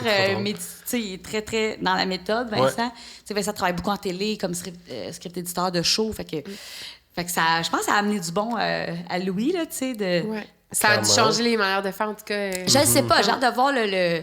Faudrait lui demander, là, tu sais. Je pense pas que ça a changé. Je pense que ça va toujours... Tu sais, tout le monde a ses petites lacunes, peut-être, des fois. Ça, je peux dire, hey, ça l'était, là, vraiment, tu sais. Mais c'est ça. On lui demandera. Recevez-le, demandez-lui de ma part. Est-ce que ça a changé? Oui. Fait que là, je me rappelle, toi, tu voulais savoir sur le rodage, à la base. Mais on en a quand même parlé beaucoup, mais j'étais curieux, justement, de voir à quel point c'était vraiment en rodage versus, justement, dans une espèce de writing room. J'ai pas la meilleure expression pour ça, mais puis on en a parlé. Mais là, la question que je me posais, c'était... tantôt, tu as mentionné... Tu as toujours un œil sur le public. Ouais. Puis j'imagine que c'est une des grosses raisons pourquoi c'est aussi important pour vous autres d'aller en rodage puis de voir la réaction. Qu'est-ce que tu essaies d'identifier dans le public? Qu'est-ce que tu cherches comme réaction? C'est un peu... encore une fois, ça va être space, ce que je vais dire, mais c'est comme si j'ai un 6e sens, 7e sens, je sais pas combien on en a des sens? 5, je pense. Ouais. C'est comme un... Je sais pas. On dirait que je sais si le monde, ils ont embarqué ou pas. Est-ce qu'ils s'identifient ou pas. Est-ce qu'ils ont toutes les clés pour rire. Je sais pas. C'est dur à le décrire, mais c'est important dans mon travail. C'est ça. On dirait que là, je fais fait que s'il n'y a pas de rodage, on peut pas travailler, là. J'arriverai jamais à faire des commentaires si je suis pas allée sur place. Quand je regarde en ligne... c'est moins intense ce bout-là, ça va être d'autres choses, ça va être plus OK, ça a-tu ri ou ça n'a pas ri, tu sais, bon. Fait que tu sais, des fois on teste des trucs puis c'est correct là, mais pour tout ce qui est structure, pacing, les prémices, je sais pas, c'est vraiment important pour moi de sentir si le public est avec nous, tu sais. Parce qu'en humour, quand le public est pas là, t'es père pour vrai. Puis tu sais, des fois, c'est des énergies. C'est de l'énergie. C'est vraiment... Ouais, c'est une affaire d'énergie. Tu sais, avec François, dernièrement, on travaillait beaucoup dans un numéro par rapport aux psychologues, là. Puis je te dis, là, tu sais, peu importe la manière qu'on l'amenait, là, tu sentais la foule faire fou. Là, on les perdait, puis c'était comme, merde, faut trouver le moyen de commencer ce numéro-là sans les perdre, ou faut... Fait que c'est super important, là, ça, pour moi. Fait que oui, quand j'entends des gens dire qu'ils vont vraiment jamais en rodage, je me dis, OK, mais donc, ton apport est limité, là, parce que là, il y a vraiment une mine d'or d'informations à aller trouver là, en rodage, vraiment. Puis les publics sont tous différents. Des fois, ça va mal, puis c'est juste... Tu sais, on est quand même... On a tellement d'expérience qu'on finit par le savoir des fois. OK, non, c'était juste une mauvaise foule. Ouais. Ça peut arriver, pour vrai. Okay. C'est départager qu'est-ce qui est juste pas le créneau? Comme... Des fois, il fait pas beau depuis 3 semaines, c'est mardi soir, c'est pas ça, t'sais. Mais des fois, c'est rare qu'on va dire que la faute est au public, là. 99% du temps, c'est l'humoriste le problème, tout le temps. Fait que c'est toujours de voir, OK, qu'est-ce qu'on a fait de pas correct, Puis, partir en région, roder, aussi, ça nous permet d'être sûr, OK, est-ce que tout le monde... Tu sais, des fois, on a des dans jokes... différentes crowds. Ouais, parce que des fois, nos jokes, c'est très Montréal. Ouais. Puis le monde, les fermes Loufa, là, en Beauce, sont comme... De quoi tu me parles, les fermes Loufa? Hey, c'était un référent commun. Tu sais, nous, on avait une bonne joke de ferme Loufa, mais... Ouais, ben peut-être que finalement, il faut trouver autre chose, tu sais, parce que faut pas s'asseoir sur... Ah, moi, je l'aime, ce gag-là. Puis, hey, le nombre de gags qu'on tue parce que... À cause de ça? Parce que c'est un gag... Nous, on appelle ça des gags d'humoristes. C'est ben, comme n'importe quel métier, là. Ouais. Tu viens à un moment donné tellement dans ton affaire que ton cerveau, il est un peu juste ailleurs, là. Ouais. Fait que là, ça fait rire les humoristes, mais pas le public. C'est trop niché, là. Fait qu'à un moment donné, faut être capable de faire comme, bon, mais là, c'est pour qui je fais ce show-là, tu sais, pour le public, tu sais. Ça dépend qu'est-ce que tu veux faire. Si tu veux tourner longtemps, avoir des belles salles remplies, que tu sois capable de... Fait que tout ça, là, ça nous oriente beaucoup. Fait qu'en rodage... En fait, on travaille en salle d'écriture, on brainstorm, puis nos réponses, on les obtient en rodage. Puis des fois, on se trompe. Des fois, on a des beaux succès, puis des fois, on se trompe amèrement. Là. À ce moment-là, tu reviens en arrière ou tu essaies autre chose? Écoute, avec François là, Bellefeuille, là, c'était intense en tabarouette. On a fait des sessions à Québec. Le Théâtre du Petit Champlain nous accueille. On adore ça. On fait, mettons, 2-3 shows dans la semaine, puis on dort à l'hôtel, puis on travaille dans la petite salle, dans la loge, dans le fond du 4. Puis, il y a eu des fois là, où on a écrit un numéro, là, genre en 1 heure. Puis là, même qu'on était descendu sur scène, François, il l'avait fait. Tu sais, ça, c'est rare qu'on fait ça, là. Ouais. Mais on l'avait fait. Tu sais, genre, go, là, tu joues, puis on fait des commentaires. Puis là, le soir, hey, ça marche. Puis le lendemain, ça marche. Puis là, des fois, on fait comme, ouais, des fois, c'est juste une loc. Là, finalement, il est resté, c'était bon, un vrai bon numéro. Nice. Puis des fois, on écrit des affaires, là, puis tout est scrappé. Ah ouais, puis on a ri, là. On a ri à pleurer, là. Puis les gens, ils sont pas à la même place que nous autres. On est comme, là, c'est des petits deuils, comme ça. Ouais, ça le fait pas. Fait que malgré l'expérience, on s'entend, là, c'est François Bellefeuille, c'est Olivier Thierche, son auteur depuis toujours, il y a moi. Puis on se trompe, là, des fois, amèrement. Puis des fois, on le sait qu'on va se tromper, puis on a quand même le goût de l'essayer. On est comme au cas. Il faut prendre des risques. Puis des fois, on est surpris. Des fois, on est comme, ben non, on le savait bien que ça allait pas marcher. OK. Ouais. Puis j'aimerais ça finir cette petite section-là en te posant une question. Bon, là, je vais pas te downer la vibe, mais il y a quand même eu beaucoup de changements en humour dans les derniers temps. Des compagnies qui ont fermé. Bref, le milieu s'est quand même restructuré, je pense, d'une certaine façon. Est-ce que toi, tu as senti un changement sur ta profession? Est-ce que ça a été affecté par ces changements-là? Est-ce que ça a été positif, négatif? Un peu tâté le pouls. Ben, tu sais, là, c'est sûr que moi, je peux témoigner d'un, mettons, 20 ans de... Je suis dans ce milieu-là, c'est-à-dire 2005...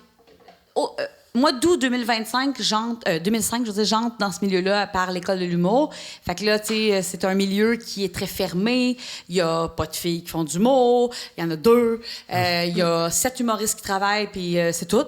Puis comme je vous disais tantôt, il n'y a pas de soirée d'humour. Fait que, tu sais, moi, je suis partie, là, j'ai connu quelque chose de très difficile, là, avec des portes fermées, puis bonne chance de faire un gala juste pour rire, puis ça, c'était comme le top que tu pouvais atteindre.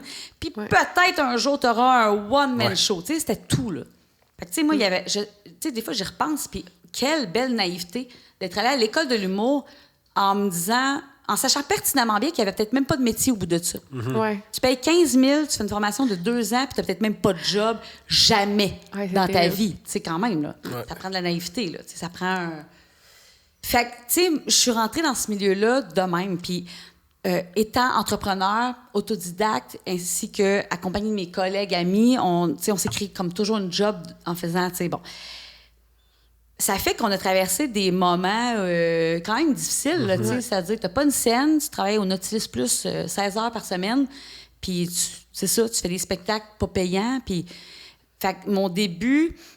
puis en plus, je voulais être humoriste au début, tu sais, j'avais mon trio de filles. Tu sais, mon trio de filles, les non-acoustiques, là, ont commencé à avoir du succès, là.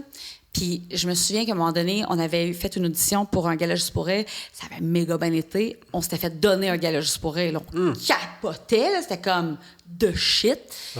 Puis dans ce temps-là, quand tu faisais un gala juste pour rire, tu étais invité au talk show juste pour rire en direct. Ça, c'était les soirs à TVA.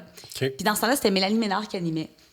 Fait qu'on s'était fait booker là, tu sais. Puis là, on tripait. Là. On avait des perfos. On allait genre un show de Pénélope aussi. Tu sais, On commençait à être connus. Tu le sentais. On avait fait le cover de la presse papier. Tu sais, là, c'est genre 2013, 12. Tu sentais un break. Là, c'était wow, tu sais.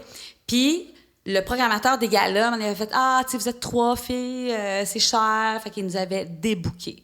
On n'avait plus de galas. Vraiment, wow. Tu sais, c'était ça. Là. C'était comme des claques. Tu sais, c'était comme une tape dans le dos suivie d'un coup de poing dans la face tout le temps.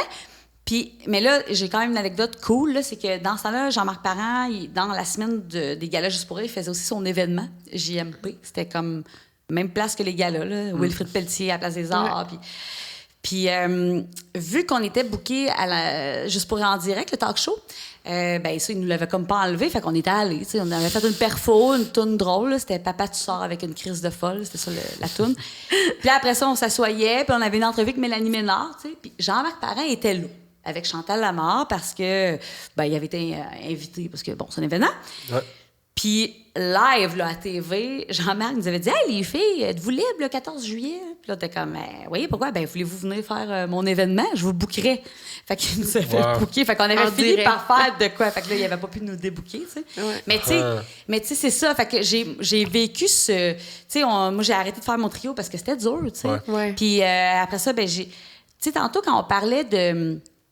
mentor ou quoi que ce soit, puis je répondais que dans le fond, moi, j'ai juste tout le temps comme cherché les opportunités pour moi.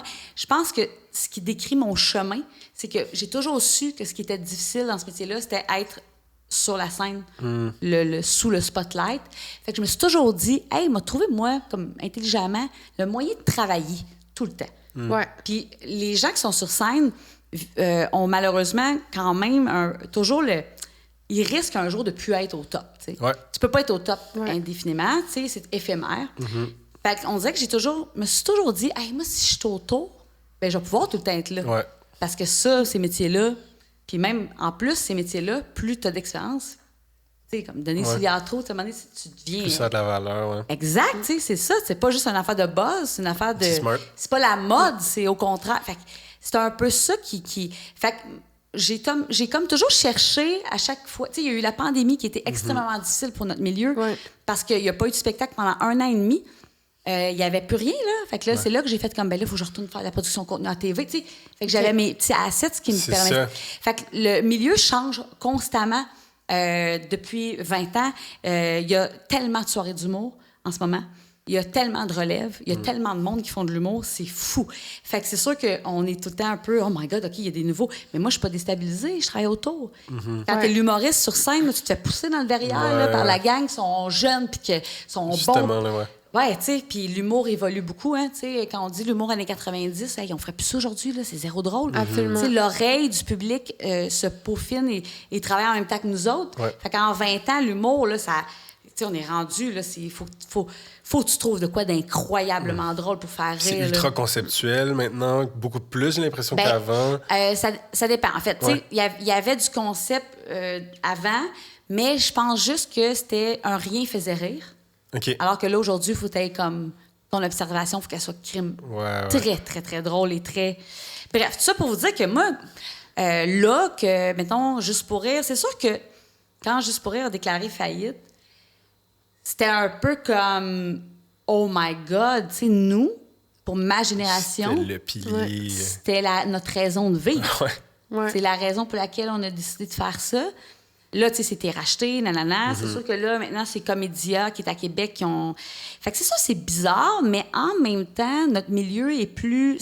on n'est plus à la merci du festival ou des galas. Ouais. Tu sais, il y a eu une époque où moi, mes étés, c'était tout ce qui comptait. Tu sais, c'était aller faire les galas à Québec ou les galas à Montréal. Tu sais, il y avait 2 festivals, Comédie. Ben, avant, c'était Grand Rire. Puis...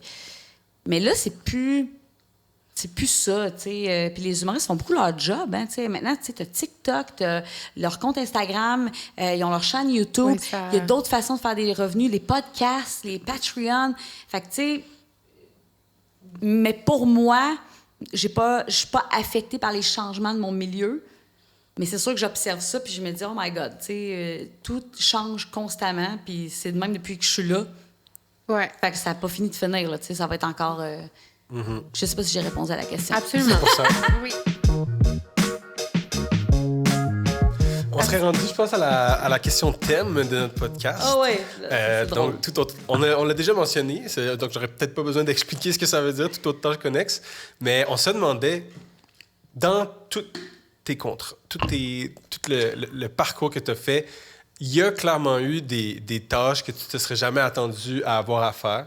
Je sais pas s'il y en a une en particulier qui t'a marqué ou plus, mais tu peux nous partager. Il y en a beaucoup, là, tu sais, je veux dire, le début de mon parcours, tu sais, je le disais tantôt, j'assistais des gens, fait que c'est sûr que des fois, tu te retrouves à faire des affaires bizarres. Ce n'était que tâche connexe. Moi, j'ai une amie qui a stationné l'auto de Michel Richard là, pour un tournage, parce qu'elle est arrivée, puis j'ai pas de parking, puis cette personne, tu sais, ma chum, c'était pas sa job, mais elle est allée stationner le char de Michel Richard. Ça me fait un peu rire. Ah, hey, mon Dieu, j'ai déjà allé chercher l'auto de André Robitaille en cachette pour faire un prank pour un show TV. Hey, tu dois avoir peur de la poquer, hein? Ben, c'était une vieille Miata. OK. J'étais une bonne conductrice, ça a bien été. Mais j'étais quand même...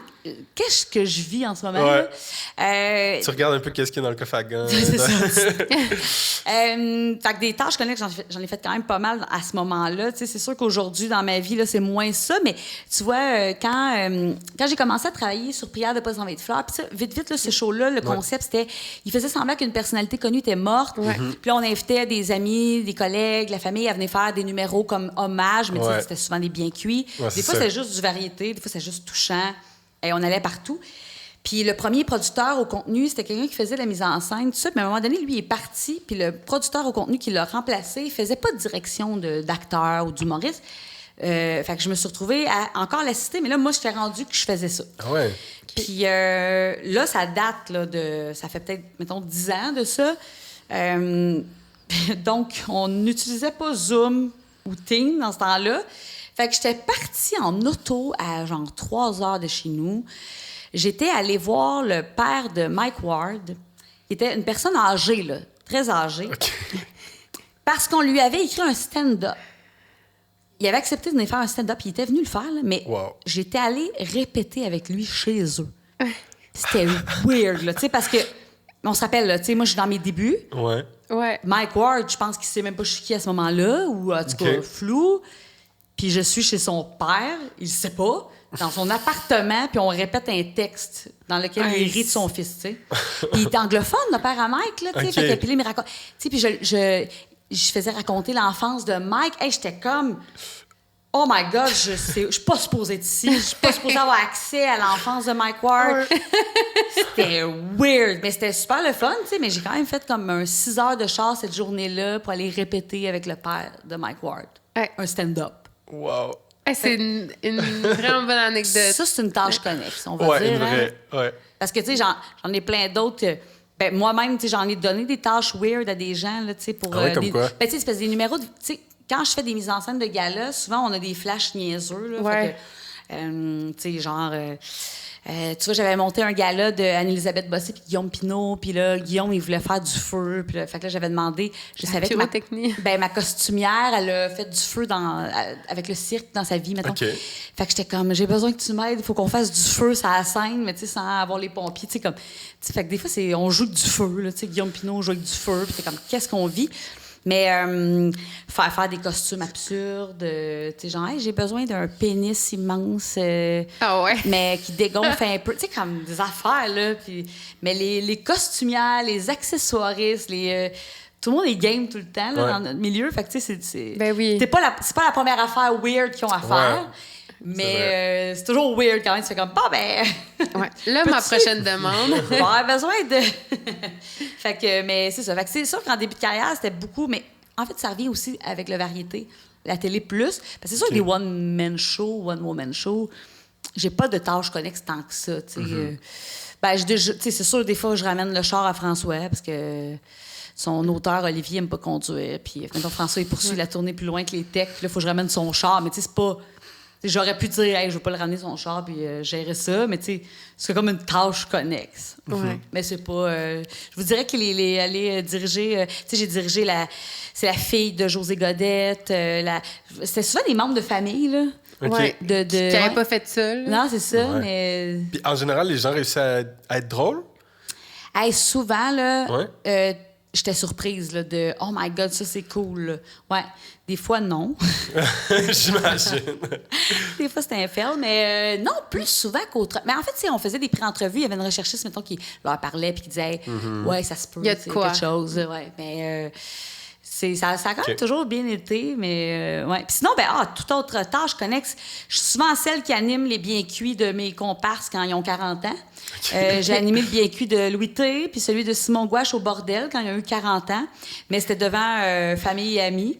Okay. Fait que là, je me suis retrouvée à faire du stand-up comme dans le bon vieux temps. Ouais. À remettre tes souliers, là. Ouais, puis tu sais, celui de Simon, là, oh mon Dieu Seigneur, c'était un dimanche après-midi au bordel. Puis tu sais, oui, il n'y a pas de pression, c'est devant les amis, la famille, mais tu sais, quand même, là... C'est quand même les amis humoristes. Ouais, puis honnêtement, tu ne veux pas te planter. Ouais. C'est sûr. Je pense qu'il n'y a pas le pire feeling, il n'y a pas un pire feeling que de dire une joke, puis personne rit, ou c'est un rire poli. Ça te fait mal, là, je vous le dis, là, dans le corps. Là, ça fait mal en petit groupe, là. Ça, ouais, ça fait mal n'importe quand. Ça fait mal devant tes amis, devant ta famille, exact. devant 20 personnes, 30, 40, 60, 100 000. Ça fait mal. Fait que, peu importe, je voulais performer quand même. Puis celui de Simon, en plus, vu qu'il a fait la première partie de Louis-José Hood, il était venu... j'étais comme, je vais faire un stand-up devant Louis-José Hood. Je l'ai su quand il est arrivé, là. 5 minutes avant que je monte sur scène, j'étais comme... Pas de préparation mentale. Je vais mourir. C'était peut-être mieux de même, dans le fond. Visualisation. C'était peut-être mieux comme ça. Okay. Mais, puis tu sais, ça, dans le travail d'écriture, c'est super important de remonter sur scène une fois de temps en temps. Ben oui. Ça, c'est comme une tâche connexe dans le sens que, tu sais, j'anime pas des soirées dans les bars, là. Puis là, c'était un peu ça. Ouais. Mais c'était super le fun, par exemple. Mais cool. ça, c'est des trucs... c'est pas une vraie job. C'est plus pour mes amis, mais quand même, tu sais. Non, mais c'est le fun. Puis c'est ça te refait... Ça te remet dans le bain. Technicienne. Par contre, attends. Tâche connexe. Ça finit plus, des fois, là, je suis technicienne aux projections. Parce que des fois, mettons, je travaille sur les oliviers, exemple. VJ. Là, mettons, on a un numéro avec des images drôles, là, puis c'est moi qui se retrouve à faire la technicienne. Ça m'est arrivé. Ça, c'est une bonne tâche connexe. Opérer un PowerPoint, là, c'est ça. Oui, ça j'ai en fait direct. ça. Ouais. Créer des chansons. Mais c'est pas... oui, c'est une tâche connexe. Oui, créer des chansons. Oui. Pour soit des galas ou... ça aussi, ça arrive. Il y en a plein. Mais les plus drôles, c'est sûr, c'est comme le père de Mike Ward, je pense que c'est dur à battre.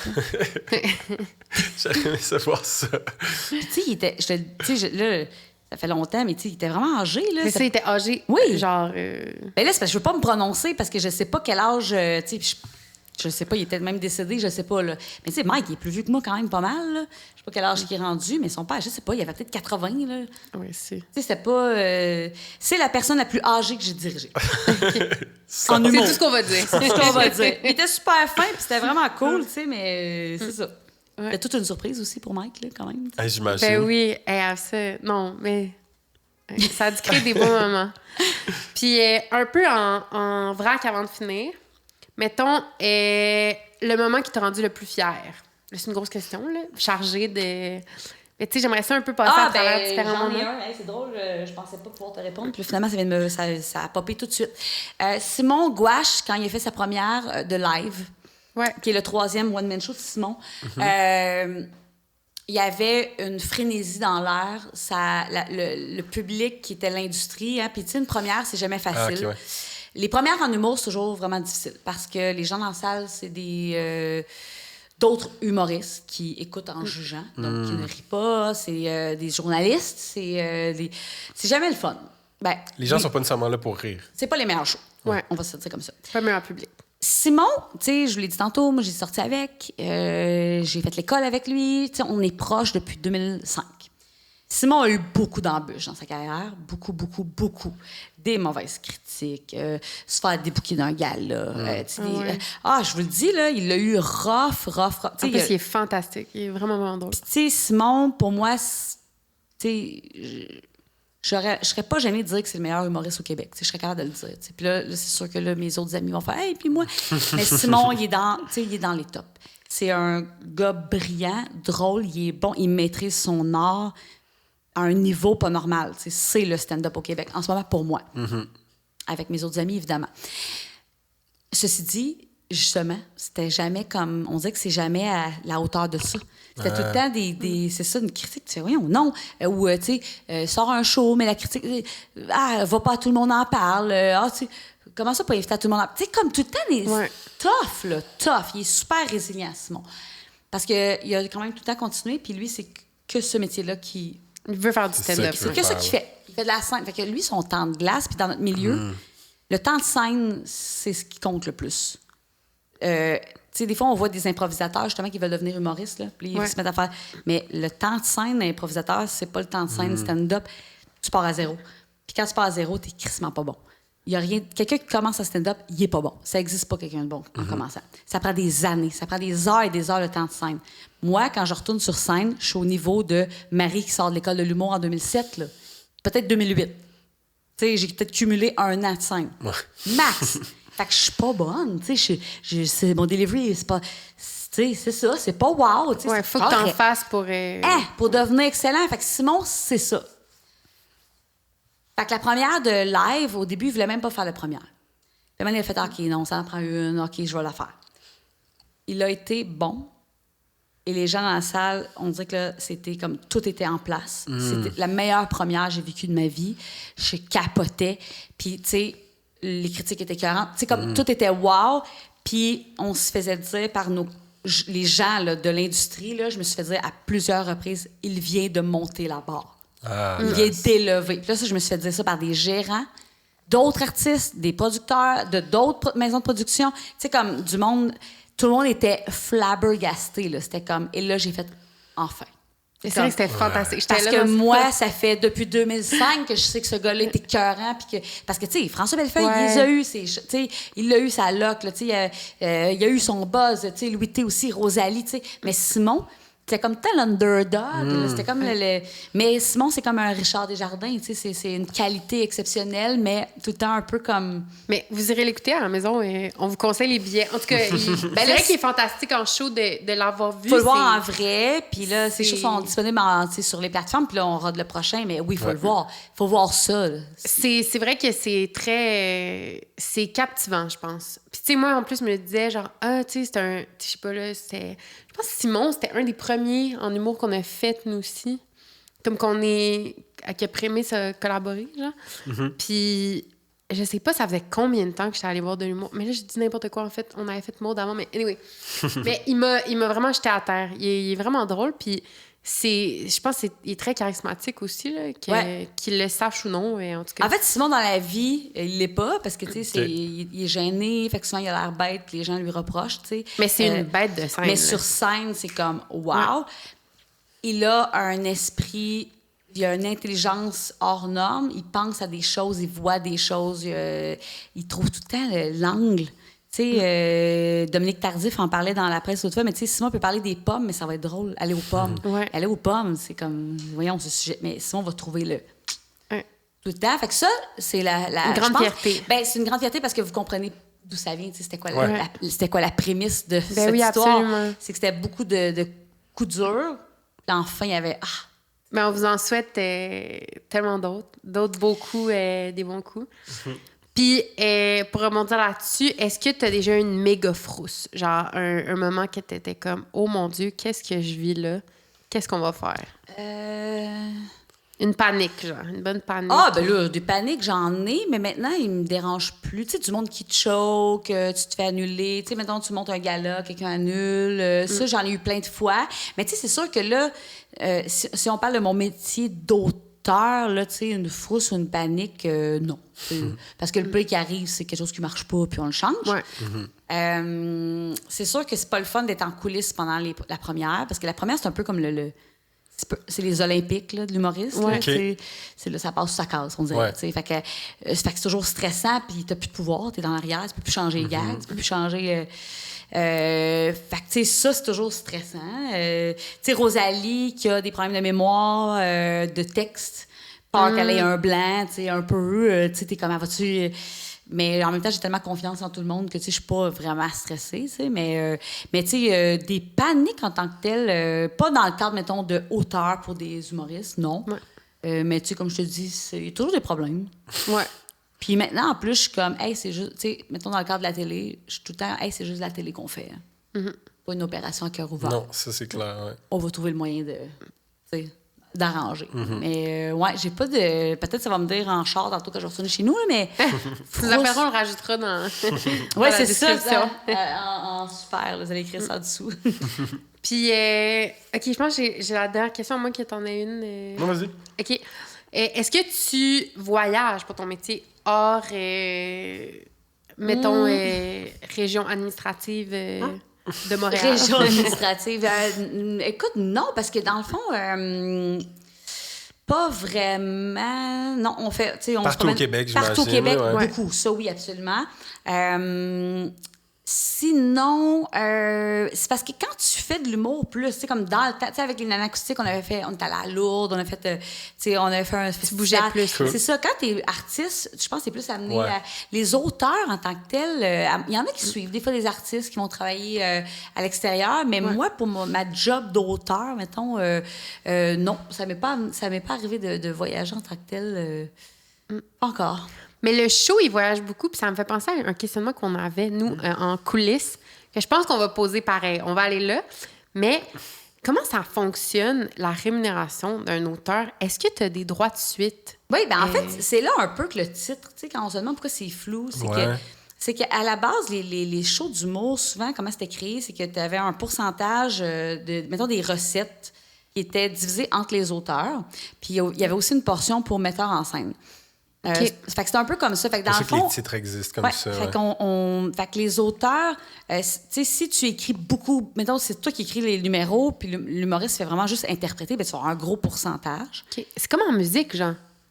Ça ressemble en musique, ouais, dans le fond, ouais, ça ressemble un peu. Mais nous, c'est vraiment au spectacle, tu sais. Ouais. Fait que, tu sais, c'est pas une captation de télé qui va être vraiment payant pour nous, ça va être vraiment les spectacles. Fait que c'est sûr qu'un humoriste qui vend beaucoup de billets puis qui tourne beaucoup, ben, ça va être plus payant pour les gens avec qui il a travaillé que quelqu'un qui tourne pas souvent puis fait des petites salles, donc les recettes sont moins élevées, tu sais. Fait que oui, c'est vraiment un pourcentage comme ça. Puis, j'aurais pas cru. Ouais, puis dans le fond, l'humoriste, tu sais, l'humoriste va dire, bon, ben moi, je considère que le 10 qui est donné aux auteurs, ben, tu sais, mettons, moi, je vais garder 5, fait que là, je donne, mettons, 2, 1, il y en a un troisième, je donne 0.5. Tu sais, ça dépend qui travaille, là. Ça dépend combien d'auteurs tu as. Il y en a qui ont beaucoup d'auteurs. Tu vois, le premier show de François, mettons, c'était juste Olivier et lui qui avaient les pourcentages de droits d'auteur. Puis moi, je pense que j'avais genre juste un cachet random, tu sais. Puis là, tranquillement, ben, tu négocies. Tu dis, hey, attends une minute, là, moi, je travaille comme une débile, je veux aussi mon pourcentage. Puis, tu sais, fait que c'est ça. Ouais, c'est un peu c'est des redevances comme ça, ouais. Fait que, tu sais, mon métier, mettons, quand j'écris pour des shows, ben, je sais jamais combien je vais être payée. Alors que si, mettons, tu fais une script édition d'un show télé, ben là, c'est un cachet X, puis c'est Sartec, là, qui est le syndicat des auteurs qui va gérer ça. C'est ça, ouais. C'est bon une question de la fin. Oui, c'est bon de mieux comprendre ça. Ben c'est sûr que c'est toutes des affaires qu'on parle jamais, parce que c'est pas bien intéressant, mais ça peut être intéressant pour des gens du milieu, mais tu sais, le monde, c'est ça. C'est pas quelque chose qu'on parle souvent, mais ouais, c'est aussi simple que ça. Ouais. Puis, est-ce que là, bon, là, on peut pas te garantir quand est-ce que le podcast va sortir, parce que c'est comme sur plusieurs mois qu'on sort les épisodes. Mais est-ce que dans les prochains mois, tu as comme des spectacles que tu voudrais que les gens aillent voir? C'est sur quel projet que tu travailles? Ben, pas obligé ceux qui sont sous embargo, là, on comprend. Ben, en fait, j'ai rien sous embargo en ce moment. François Bellefeuille, on sort son show. C'est septembre et octobre, les premières là, de 2025. Simon Gouache, sa première, ça va être janvier 2026. Rosalie a déjà hâte de travailler son prochain, mais ça, c'est flou, là, parce qu'elle n'a même pas fini l'autre. Là. Oui, ça tourne. Elle est juste excitée de créer du stock. Fait que là, ça, c'est pas vraiment un vrai projet, mais je sors un nouveau livre pour enfants, parce que j'en ai écrit quand même plusieurs. J'ai même eu ma maison d'édition à un moment donné. Mais fait que ça sort sous peu. Ça s'appelle Papa serre la vis. Fait que c'est vraiment un livre pour jeunes enfants. Puis ça, c'est pas mal les affaires, je dirais. Parfait. J'ai des tunes aussi. J'ai des tunes country là, qui sortent tranquillement pas vite, là, des fois. Là, avec mon projet. On va tout mettre dans la description. Les gens ils pourront aller voir. Bien occupé, hein? Je m'occupe moi-même. C'est ça l'affaire. Il y a des gens qui m'appellent, mais moi, des fois, je l'attends pas. Puis je décide que je sors un album. Puis... C'est vraiment bien. Ben c'est parfait. C'est ça. Merci tellement d'avoir été avec nous, Marie-Christine. Je pense que ça a répondu à plein de questions que j'ai l'impression beaucoup de monde se posait. Super. Ça a démystifié le métier d'auteur humoristique. J'ai pas plus mêlé que d'autres choses, les gens? Non. Moi, je pense pas, non. Hey, tu nous as En tout cas, passé pas nos moi. questions. Moi, je flippais un papier. J'étais là, parfait. Elle répond avant même qu'on pose la question. C'est toute une invitée. Elle avait dit, je parlais beaucoup. Non, mais t'es rodée. parfait. J'adore. Je suis rodée. Oui. Ben, merci. C'est vraiment smart de m'avoir reçu. C'est le fun c'est le fun de sentir que je peux parler de ça avec des gens qui sont... Tu sais, parce que tellement liché. Nous, on s'en parle gros, mais tu sais, qui veut entendre parler de c'est quoi notre job? Mais là, beaucoup de monde. Plus qu'on pense, ouais. Ah ben, j'ai hâte de voir ça. Oui, puis au plaisir de se recroiser. Oui, absolument. Yes. Bye.